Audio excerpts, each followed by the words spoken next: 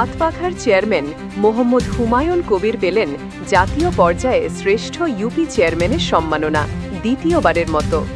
বরিশালের ১৪ নং নিয়ামতি ইউনিয়নের সম্মানিত চেয়ারম্যান মোহাম্মদ হুমায়ুন কবির আবারও জাতীয় পর্যায়ে শ্রেষ্ঠ ইউপি চেয়ারম্যান হিসেবে নির্বাচিত হয়ে দেশের মানুষের মন জয় করেছেন।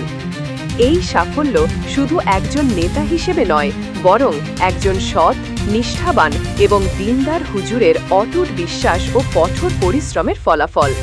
তিনি প্রমাণ করেছেন, ঈমান ও নিষ্ঠা নিয়ে কাজ করলে কোনো ক্ষেত্রেই পিছিয়ে থাকা যায় না।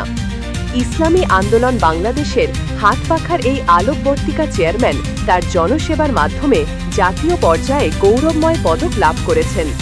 তার এই অর্জন দেশের দরিদ্র ও পেছিয়ে থাকা মানুষের জন্য এক অনুপ্রেরণার আলো। আলহামদুলিল্লাহ, তার নেতৃত্বে হাতপাখা ইউনিয়ন আজ উন্নয়নের পথে এগিয়ে যাচ্ছে এবং সততা, নিষ্ঠার মিশাল হয়ে উঠেছে।